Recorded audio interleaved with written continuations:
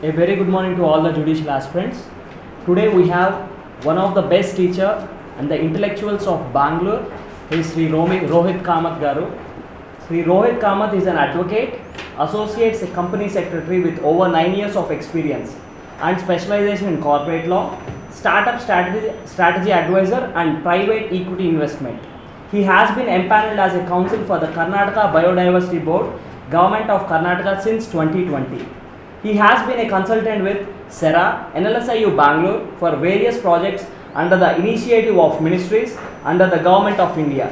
In February 2022, he was invited to a parliamentary committee to submit his views and comments on the Biodiversity Amendment Bill, which was later passed in 2023. He has been a resource person with Karnataka Judicial Academy, Bangalore JIPAD, Goa, Administrative Training Institute Mysore, Fiscal Policy Institute Bangalore, NACEN amongst the others. Having completed his graduation in law from KLE Society Law College, Bangalore in 2015, he went on to complete his masters in corporate law from University Law College, Bangalore, under University in 2016. He completed the company secretary course offered by Institute of Company Secretaries of India, New Delhi in February 2016. In 2018, received the scholarship for 3rd China Law Society training base held in Kunming, China, and was an invitee to Yuan University, China, to deliver guest lectures on Indian legal system, and also participated as a resource person in the state investor summits under the Belt and Road Initiative held in Kunming. With a view to develop his passion for teaching, he has a qualified NET and KSET. He has also authored numerous publications, including the book Healthcare in India, a book published by Bloomsbury in 2016. Now, we would like Sri Raghuraman Garu, Academician of SL Judicial Service Academy, to invite him with a bouquet.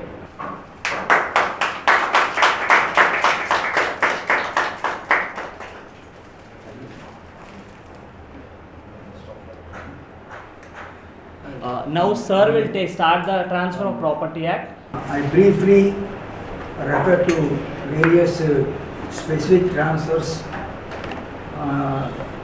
1 week back about what is the basic small discussion about mortgages, sale, lease, gift, exchange, assignment of actionable claims, and I stopped there.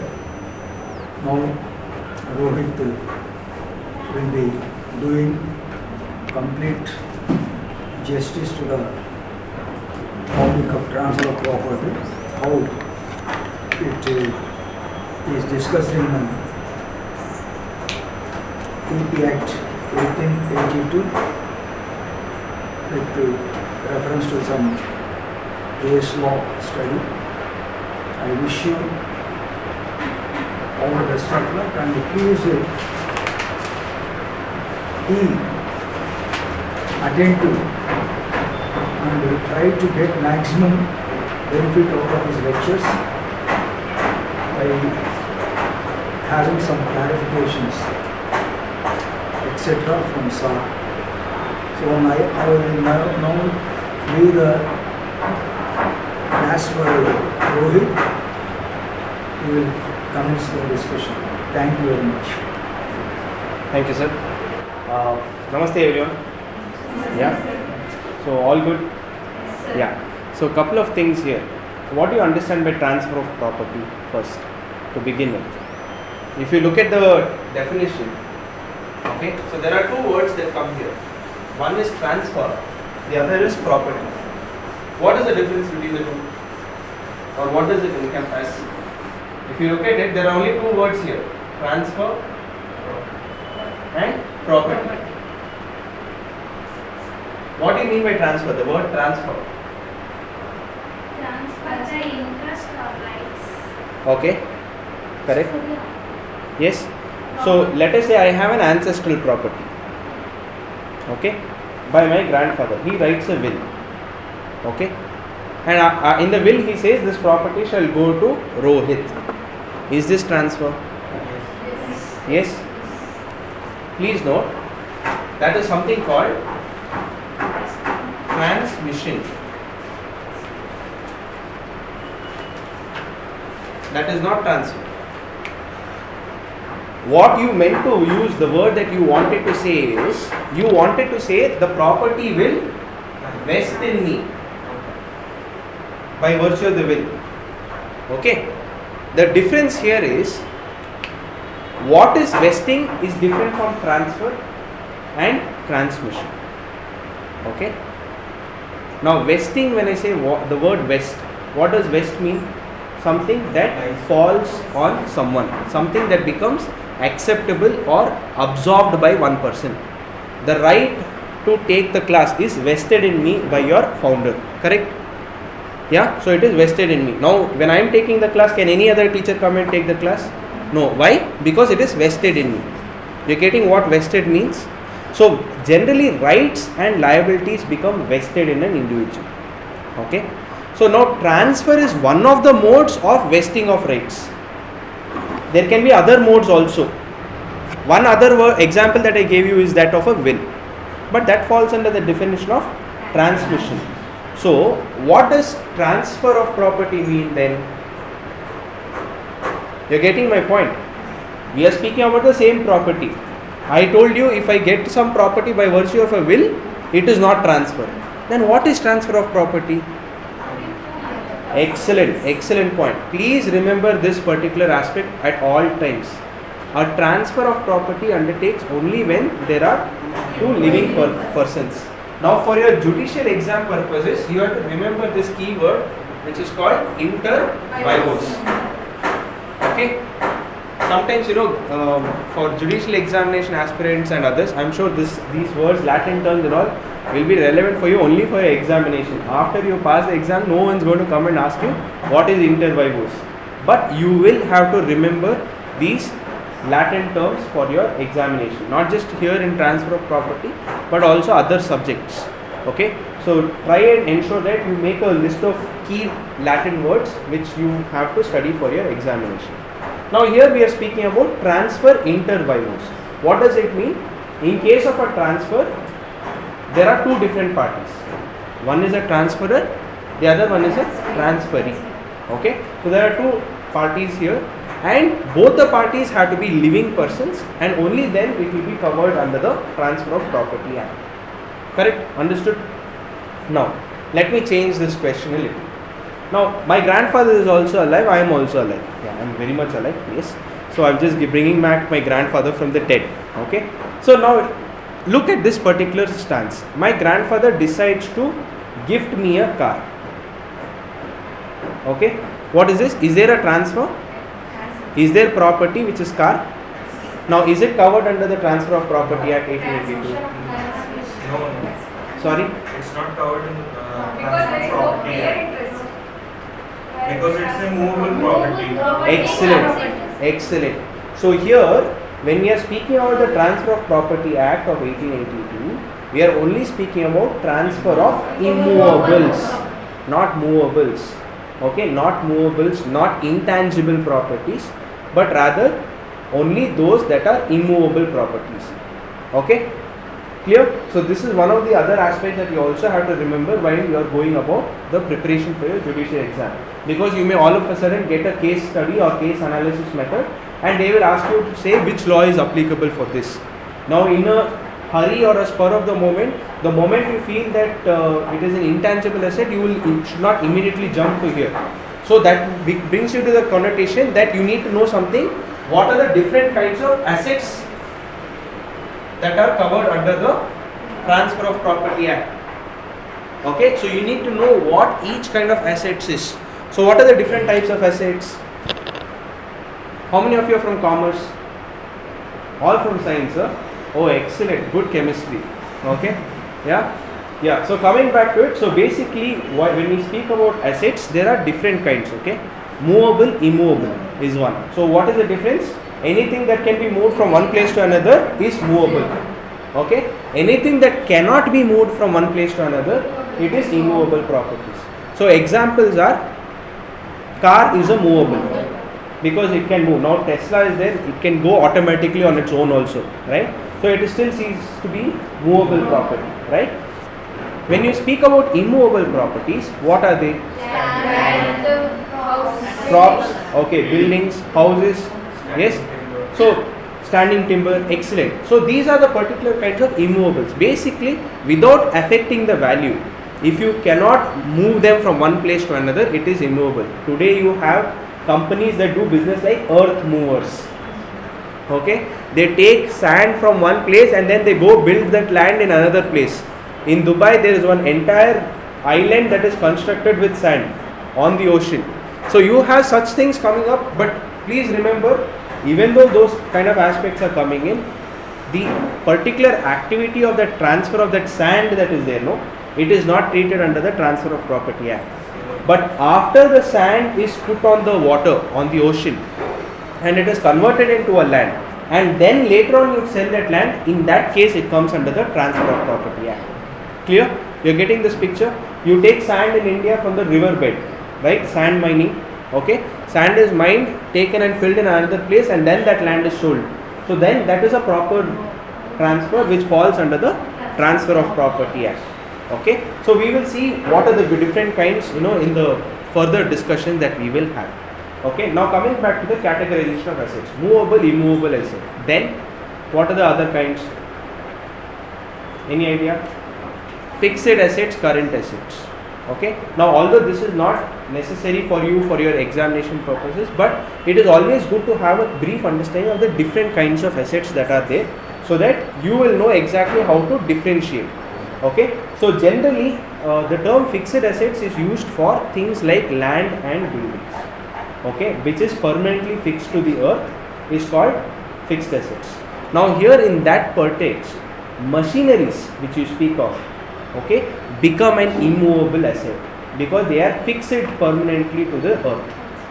Okay, so that is one of the things as to why sometimes machineries and others will also fall under the definition of your transfer of property and not in the particular general context of movables. Clear? So long as it is not fixed to the particular building, so they call it plants and fixtures, okay, under your category of fixed assets.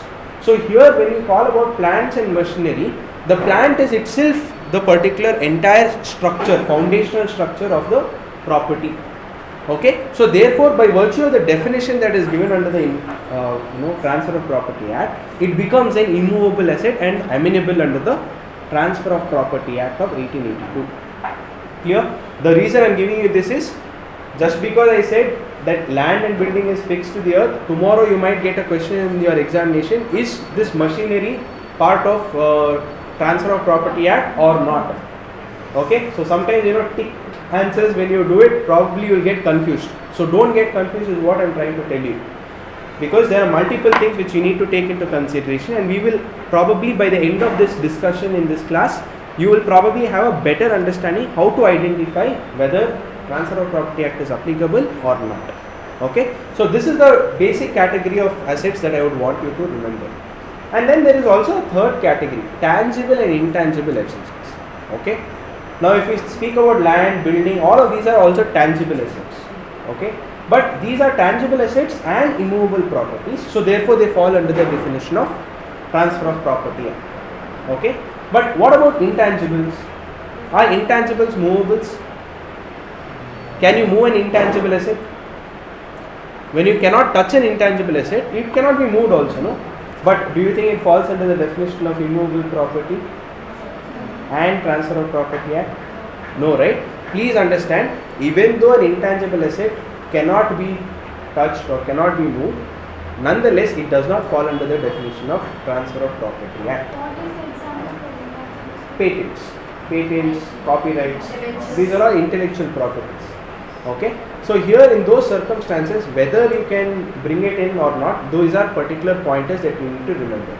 So even though they don't fall under the aspect per se, and they can be brought under the act is very clear. It is like this. Okay, like say for instance, if you are studying in college, okay, and you say that you are a student of 10th standard, will you ever want to go and sit in 2nd or 3rd standard? No, you will want to sit in 10th standard only, no? So that same way, Transfer of Property Act also very clearly says that I am applicable only to students of 10th standard. Someone may be saying that no, I am that color the SSLC, okay, I am got double promotion, I am in 12th standard, I can also go. No, it is very clear. Okay, what I am applicable to is very clear, and that is what we will look from the definitions. Now coming back here, I spoke to you about transfer and transmission. Okay, now sometimes in your examination perspective, they will ask you what is the difference. Any idea what is the difference?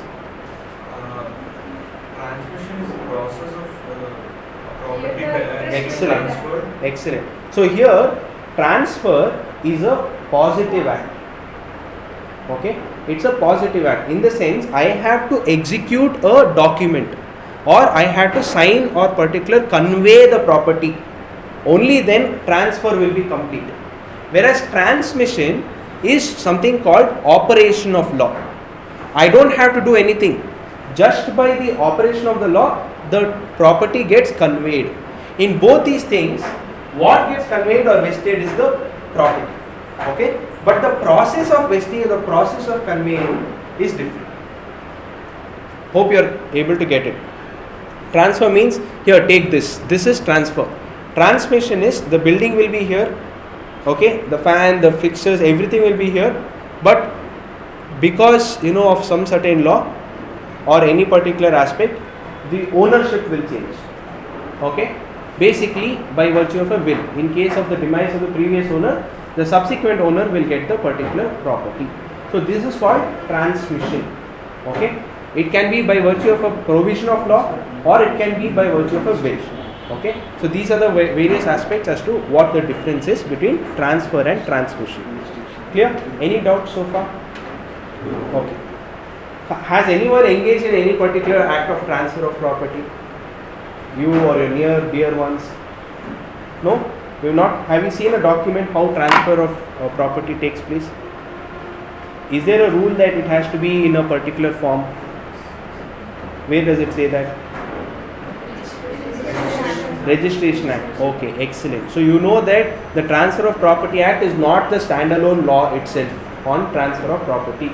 It means that you also have to read the Registration Act of 1908 and also the Stamp Act. Sorry?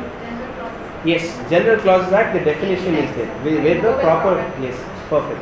So now coming back to it, here when you are speaking about the transfer, you have to always see how the transfer is effected. Okay? Your Registration Act 1908 very clearly puts across, whenever there is an immovable property over and above the particular value. Now today, whatever immovable property you take, 1 square feet only is more than the amount that is given under the Registration Act. So therefore it is very clear, whether you like it or not, transfer of immovable property has to happen through a registered document only. What is a registered document? Okay. See, I know what legal formality. I want you to tell me what are those legal formalities. Okay. Okay. Let me explain to you what registration means. Now, you know tax. Tax. We pay government for anything that we take. We pay tax, right? Similarly, for transfer of property from one person to another. Okay. What happens is jurisprudence you studied, no? What does jurisprudence speak to you about title?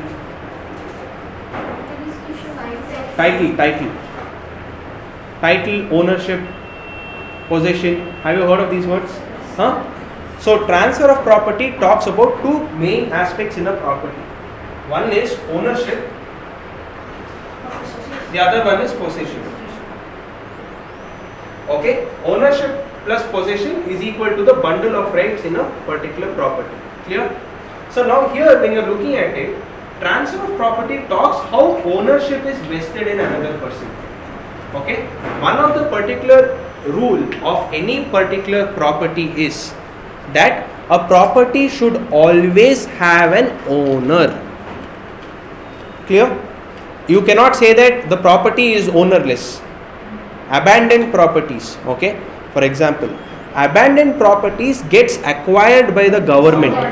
Okay, that government when it acquires it, the process is called excellent.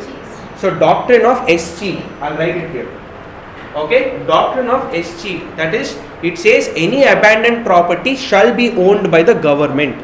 Any idea why there is necessary for ownership? There is no legal Excellent. Because say something goes wrong in the property or somebody has to be held accountable, the owner is the only person you can point your fingers at. Possession is not equal to ownership. Possession is only one of the particular aspect of bundle of rights. There are various other bundle of rights also. For example, easement. Any idea what an easement is? What is it? Beneficial right of the servant. Okay. I'll give you a classic example. How many floors are there in this building? 3 floors. Okay. Now imagine I purchase the ground floor. Okay. I purchase the ground floor. And then I say, okay, if you want to enter to first floor, you have to pay me money. Can I do that? Why? Because it is an easement. See, here in this particular aspect, I'm just giving an example. This is not the clear case of any easement. I'm giving an example that this is one of the common passage areas. Okay, now we have the building code and others which clearly specify that if you are having more than one floor, the passage area should be allowed. But in the earlier days, you never had buildings, you had farms. Okay, so you had say a land over here, a land over there, a land over there, a land over there. There would be another person who would own the land in the middle. How will he access his property? That is where easements came into particular aspect. Easement is any particular way as to what makes life a little easier. In simple parlance, okay, something that would ease my day-to-day activities is called an easement. Okay, so this easement is also governed under a law, that is the Easements Act. Okay, so that also is something that you can read, and couple of the easements, rights that are there, they are also falling under the definition of transfer of property. Okay, easements can also be transferred and they will be treated as a transfer under the transfer of property because it is rights associated with immovable properties. Okay, any right that is also associated with immovable properties will also fall under the Transfer of Property Act. Okay, like say for example, I take a place on lease. Here there is no ownership that is getting transferred, only possession is getting transferred. But because it is a right associated with an immovable property, it falls under the aspect of Transfer of Property Act. Okay, clear? So that brings you the particular aspect of the overview of what the Transfer of Property Act is about. Now that I told you that transfer is an act inter vivos, which means it is between living persons. So there cannot be a transfer with a person who is living and a person who is dead, because that will be treated under a different law. So it will fall under the succession laws. Okay, so that way it is very clear, the demarcation is very clear. Okay. Now we next move on to the concept of what can be transferred. Okay, then we will come to the aspects of definitions. Okay, so transfer of property is what we discussed right now. It is provided under section 5 of the Act. So always remember these key sections or provisions. Okay, section 5 of the Act provides it as follows. Okay, transfer of property means an act by which a living person conveys property in present or in future to one or more other living persons or to himself and one or more living persons, and to transfer property is to perform such act. Here there are two definitions under one. One, it says what is the manner of transfer of property, and second it says what is transfer of property by itself. Any person who performs the manner of transfer of property is said to transfer of property. Clear? This is what is the two connotation that comes here. So what does it mean? I can own a building. Okay, by virtue of a transfer, I can say this building will tomorrow be owned by me, my brother and some other people. Okay, so this is also an act of transfer. So wherein they are clearly saying that what transfer does not necessarily have to exclude the transferor. Transferor can also withhold certain rights. Okay, which means that when you are selling a property, okay, I am giving you another concept here because it is interlinked. When we discuss sale in detail, you will probably, I will bring this conversation back. Okay, can I make a conditional sale?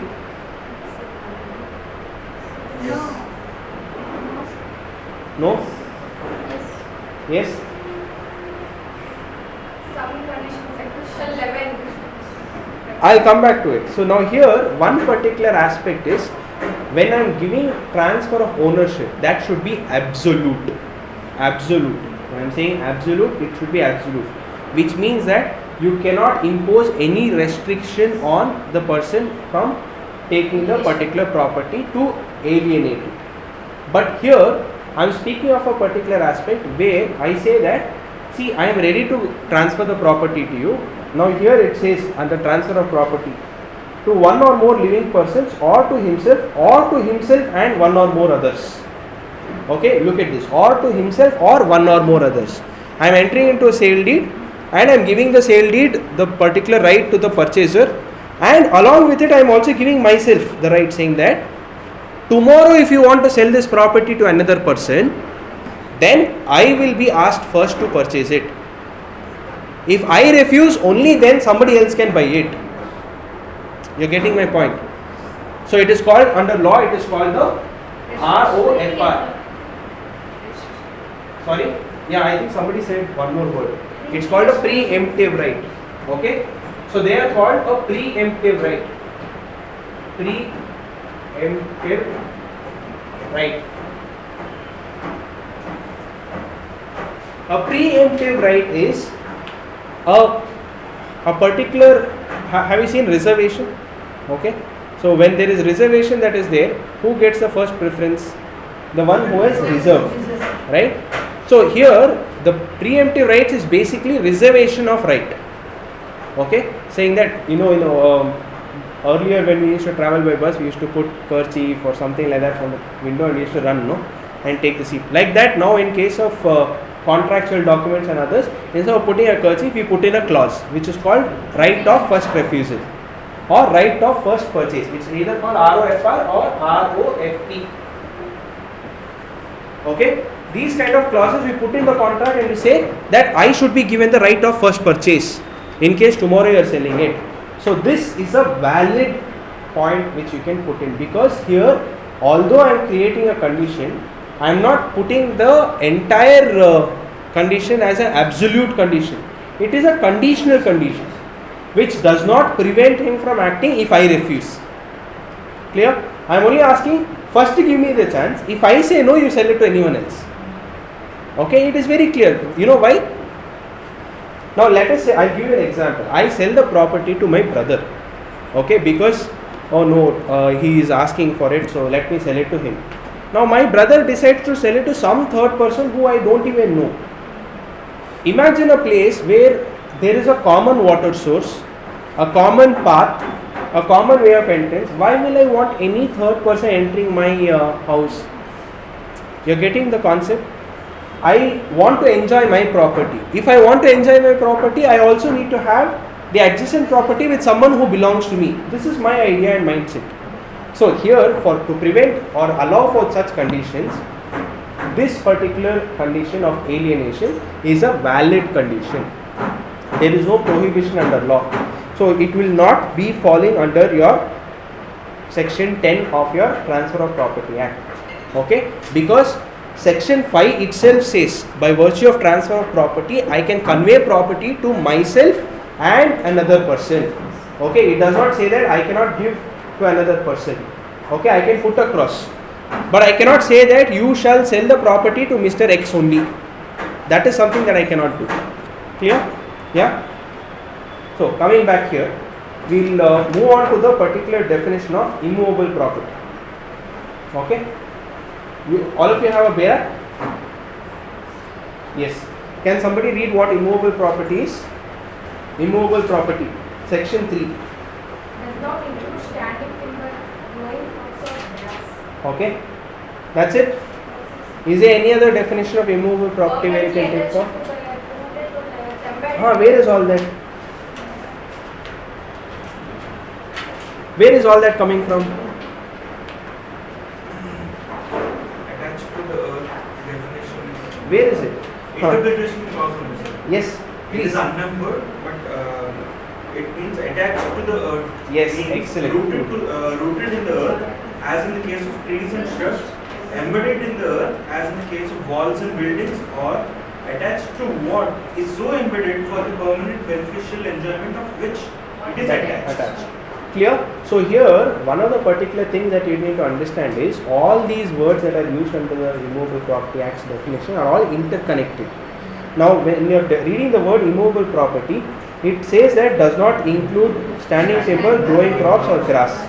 That's it. It is a particular word that is completely very negligible. It says what is not immovable property. Okay?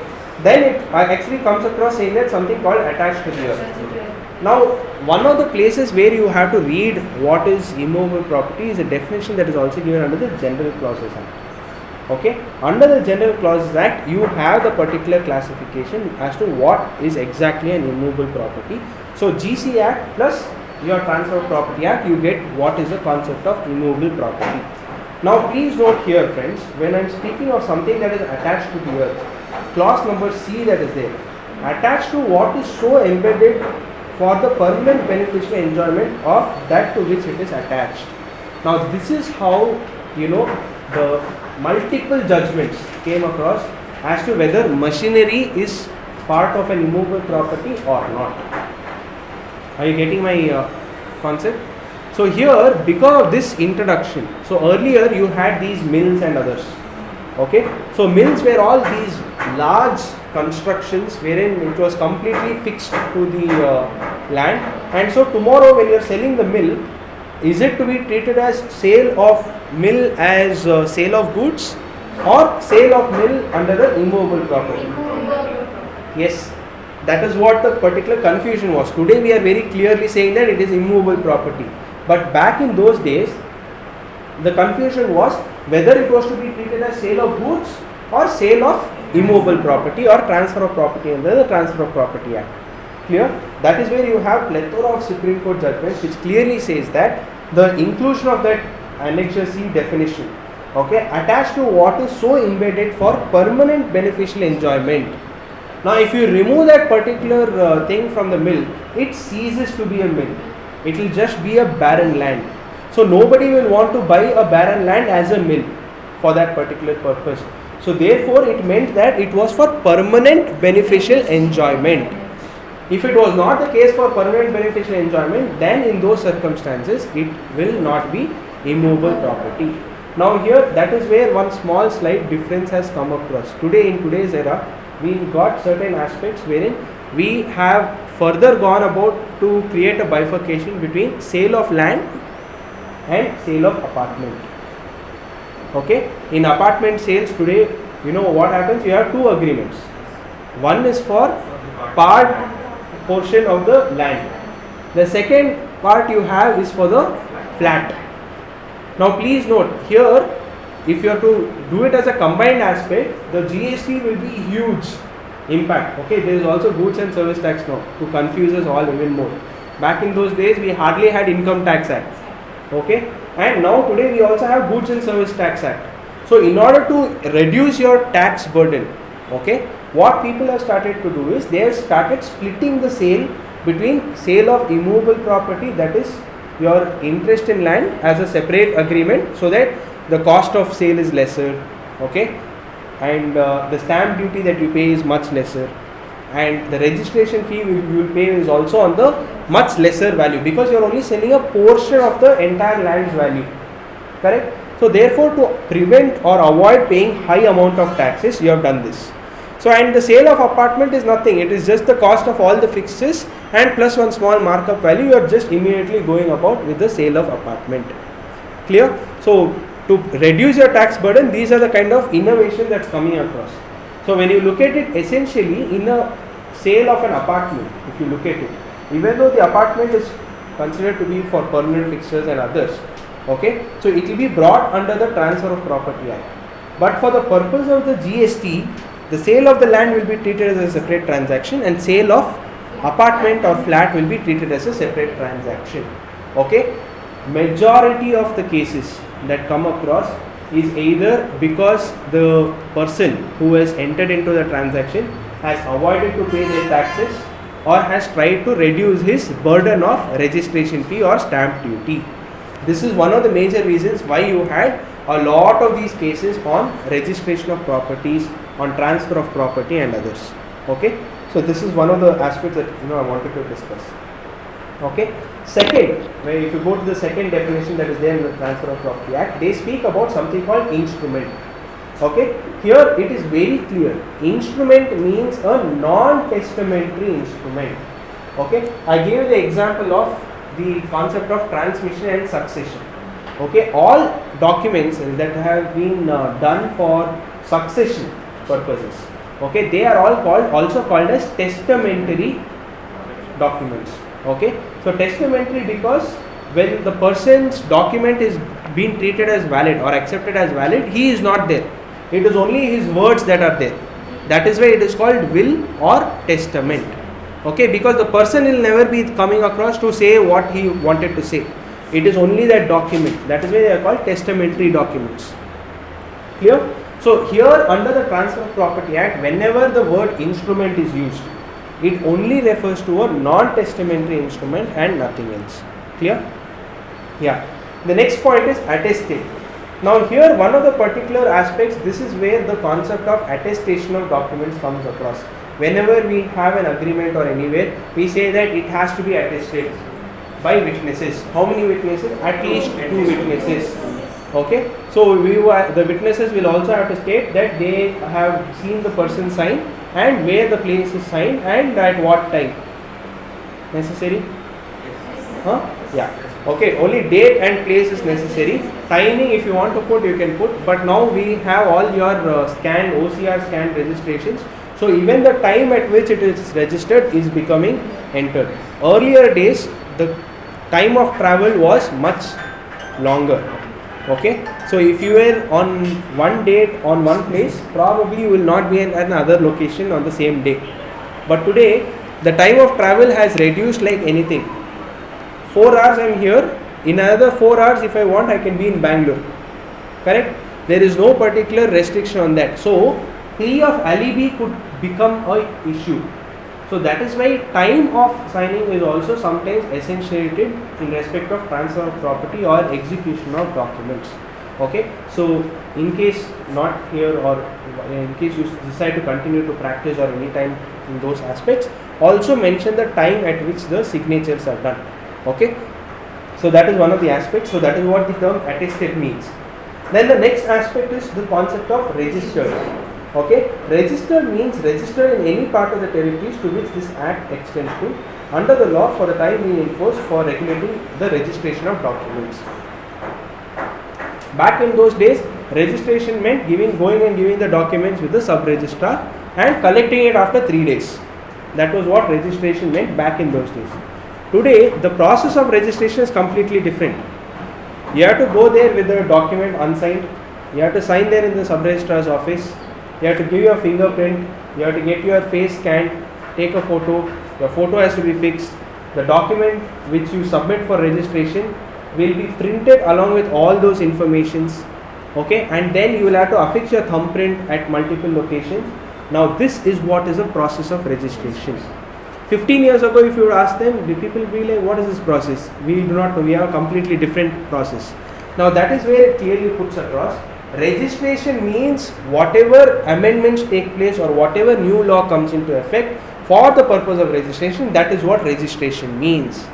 Okay, now just because today the process of registration requires you to give thumbprint, your photo and everything, I cannot say that a 15 or 25-year-old document should also have the same registration requirement. Clear? The reason I am saying this is in case you are going to do document verification or anything, at that point in time what was the law for registration is what you have to check. What was the duty of registration payable at that point in time, that is also something you have to check. Clear? So that is the aspect what you will see across when the concept of registered document is mentioned. Okay, actionable claim. Are actionable claims immovable properties? What do you think? Yes.